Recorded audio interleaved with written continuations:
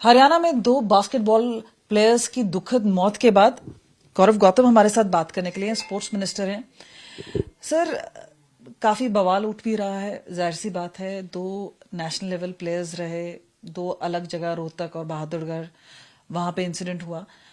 अब जिस तरह से सवालिया निशान उठ रहा है, आपने भी मीटिंग बुलाई है, किस तरह से देखते हैं? खासतौर पे जिस तरह से भगवंत मान भी गए हैं, बोल रहे हैं कि पुअर क्वालिटी मटेरियल इस्तेमाल किया गया। क्या बोलना है आपका इस पर? बहुत दुखद घटना है और इसको किसी व्यक्ति से नहीं, ये पूरे देश के लिए एक हीरा, एक प्रकार से वो देश का नाम दुनिया के प्लेटफॉर्म पे हमारा रोशन करता। बड़ी दुखद घटना है, लेकिन इसमें मुझे लगता है कि राजनीति नहीं करनी चाहिए।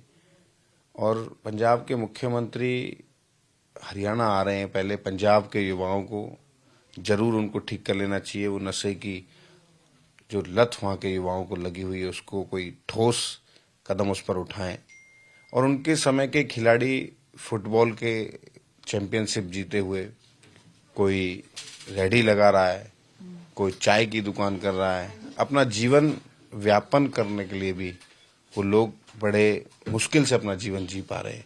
तो मुझे लगता है हरियाणा के खिलाड़ियों और युवाओं की चिंता करने के लिए नायब सिंह सैनी सरकार पूरी तरह से तत्पर है और कर भी रही है। क्योंकि आपने एक दिशा निर्देश दिए हैं कि सब चीजों का रिव्यू हो, अकाउंटेबिलिटी फिक्स की जाए। एक स्पोर्ट्स डिस्ट्रिक्ट ऑफिसर को आप लोगों ने सस्पेंड भी किया है।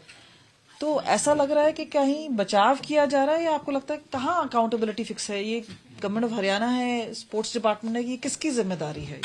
ये पंचायत डिपार्टमेंट, ग्राम पंचायत इस खेल नर्सरी को पहले चलाती थी, लेकिन खेल का कोई भी मामला है तो स्वाभाविक रूप से खेल विभाग की जिम्मेदारी भी होनी चाहिए, मैं ऐसा मानता हूं। और हमने खेल विभाग के अधिकारी अगर इसमें जिम्मेदार है, कहीं खेल गेम ऐसा चल रहा है, तो स्वाभाविक रूप से अगर कोई भी इसमें अधिकारी इसमें या उसने ठीक से जांच नहीं करी या ठीक से उसने देखा नहीं, तो वो जिम्मेदार है, उसको कार्रवाई भी होगी और आगे उचित जांच भी होगी और जांच के आधार पर कार्रवाई भी करेंगे। आज तक के जो रिपोर्टर्स हैं जगह जगह मैदान में उतरे हैं और उन्होंने पाया कि काफी खस्ता हालत में, और आप अगर देखे जाएं पिछले एक दशक से ज्यादा है जहां बीजेपी की सरकार रही है, तो कहां आपको लगता है कि अकाउंटेबिलिटी सेट हो?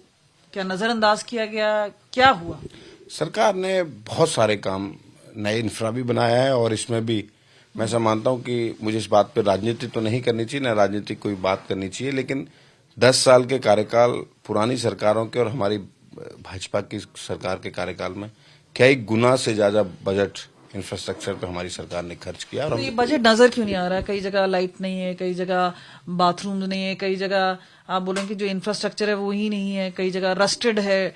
तो मीन्स कहाँ आपको लग रहा है कि कहाँ, क्या पैसा करप्शन में गया है, या आपको लगता है कि पैसा गया ही नहीं है, या आपको लगता है कि नजरअंदाज किया गया? पैसा गया है, नए इंफ्रास्ट्रक्चर भी बना है, एक्सीडेंट सेंटर्स भी बने हैं, और कुछ जगह जो कमियां हैं उनको पूरी करने के लिए अभी जब से हम बने अभी सीधा 114 करोड़ रुपए सीधा पीडब्ल्यूडी विभाग को देकर सिर्फ और सिर्फ स्टेडियमों के मेंटेनेंस के लिए आधे से ज्यादा टेंडर उसके प्रोसेस में है।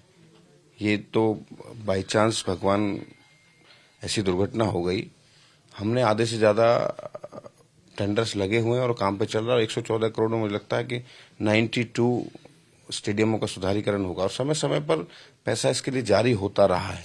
जैसे दीपेंद्र हुड्डा ने भी बात उठाई कि भाई उन्होंने अपने एमपी लैड फंड से पैसे दे दिए थे, पैसे लगने के बावजूद टेंडरिंग में डिले या कहीं उसकी वजह से। एमपी लैंड से उन्होंने पैसा दिया था पंचायत को, पंचायत विभाग में जाता है। अब वो ये भी एक देखना चाहिए कि पंचायत विभाग में किस काम के लिए, स्टेडियम के लिए या गांव के और विकास काम के लिए उन्होंने दिया था, और अगर इसमें कोई पंचायत विभाग की जिम्मेदारी तय होगी तो उस पर भी जरूर कार्रवाई होगी। और लोगों पे भी गाज गिर सकते हैं?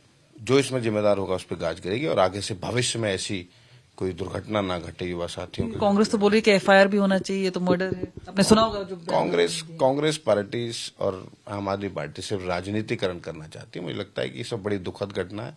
हम निःशब्द हैं, इतने परिवार का, हमारे हरियाणा का लाल चला गया और जो दुनिया पे हमारा नाम रोशन करता, इस पर राजनीति नहीं करनी चाहिए और उनको अपने गरेबान में झांकना चाहिए। मैं तो आपके अपने बजट को उठा के देखें और हरियाणा सरकार के अब के बजट के सेशन 10 साल के कार्यकाल को कितना काम सरकार ने किया वो भी देखना चाहिए। आपसे एक सवाल और आखिरी पूछना चाहूंगी कि कल आपने एक अहम मीटिंग रखी है ताऊ देवीलाल स्टेडियम में, सारे स्पोर्ट्स ऑफिसर्स को भी बुलाया है, इंस्ट्रक्शंस भी कड़े दिए हैं, परिवार से भी आप मिले हैं। कुल मिला के आप क्या लोगों को संदेश देना चाहते हैं? इंफ्रास्ट्रक्चर की मीटिंग रखी है कि भाई 114 करोड़ रुपए जो सरकार ने दिया है उसका भी प्रोसेस क्या है, रिव्यू मीटिंग एक बार कहाँ कौन कौन इसका जिम्मेदार होगा। पीडब्ल्यूडी और हमारा विभाग मिलकर इस काम को करने जा रहे हैं, तो एक बार अकाउंटेबिलिटी भी तय हो जाए और आपस में समन्वय भी हो जाए और काम जल्दी और अच्छा हो, बेहतरीन हो। उसके लिए समय समय पर ये आश्वस्त है कि आगे इस तरह के इंसिडेंट प्रयास करेंगे कि ना हो पाए, और जो भी अगर इसका जिम्मेदार होगा ये इंस्ट्रक्शन भी दी जाएगी, उस पर कार्रवाई होगी। जो भी जिम्मेदार होगा उसके ऊपर कड़ी कार्रवाई की जाएगी, ये कहना है हरियाणा के स्पोर्ट्स मिनिस्टर का।